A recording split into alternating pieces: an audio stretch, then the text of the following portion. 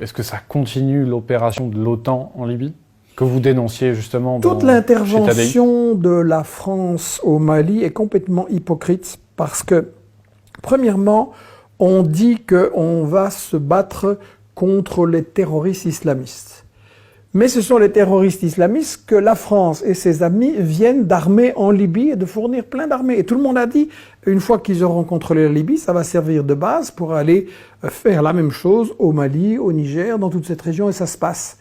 Deuxièmement, l'armée malienne voulait se battre contre ces islamistes et la France s'est arrangée pour la rendre impuissante et que ça ne puisse pas avoir lieu. Donc c'est très hypocrite.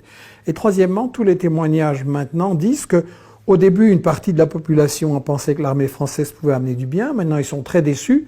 Et en réalité, tout se passe comme si cette opération ne voulait pas mettre fin aux dangers islamistes, terroristes, mais faire en sorte qu'il reste là le plus longtemps possible et que la France ait des raisons de rester pour garder son contrôle militaire sur, en fait, les ressources néocoloniales.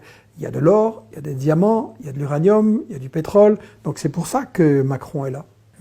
Et donc vous pensez que l'opération Barkhane peut durer longtemps comme la France est restée en Afghanistan par exemple? Ils l'ont dit eux-mêmes, on restera là tant que le terrorisme n'aura pas disparu, et comme il ne faut rien pour le faire disparaître, oui, c'est une opération qui veut rester longtemps. C'est-à-dire, mais comment, selon vous, il faudrait faire pour combattre le terrorisme islamique tout en étant soucieux des populations locales? C'est très simple, il faudrait cesser de faire une alliance avec lui.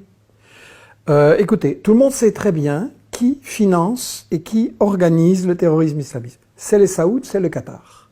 On leur déroule le tapis rouge à Paris, à Bruxelles et partout pour venir faire des affaires, du business. On va se prosterner là-bas pour obtenir des aumônes, pour obtenir aussi des faveurs pour certains politiciens. Il faut boycotter les Saouds et le Qatar tant qu'ils font ça, et tant qu'il n'y a pas la démocratie là-bas. Et alors c'est terminé. Sachant aussi que c'est la CIA qui donne la formation de ces milices, à sa milice islamiste. Il y a eu des camps en Jordanie. J'en parle dans le livre qu'on va publier prochainement, La gauche et la guerre avec Saïd Bouamama. Il faut qu'on sache en France qu'on nous fait des grands discours sur le terrorisme et en réalité, c'est une fabrication de Washington, de Paris, de Bruxelles. Est-ce que c'est un média mensonge, le terrorisme? Oui, clairement, clairement. Parce qu'on cache qui l'a mis en scène, qui l'a fabriqué, qui le finance et à quoi il sert vraiment. Qu'est-ce que c'est un média mensonge? Est-ce que vous pouvez nous rappeler? Un média mensonge, il y a différentes sortes, mais globalement, c'est une déformation de la réalité, soit sur des faits précis où on attribue des crimes à ses adversaires, au régime qu'on veut combattre, où on diabolise, soit c'est cacher les raisons pour lesquelles vraiment on attaque un pays du Sud. Que ce soit un régime autoritaire ou une démocratie, ça change rien parce que il y a toute une série de démocraties que les États-Unis ou la France renversent parce qu'elles ne sont pas dociles envers les multinationales. D'accord. Continuons à parler de l'Afrique. En avril dernier, lors d'une précédente vidéo, je vous demandais votre avis sur la situation en Algérie. À votre avis, que se passe-t-il là-bas?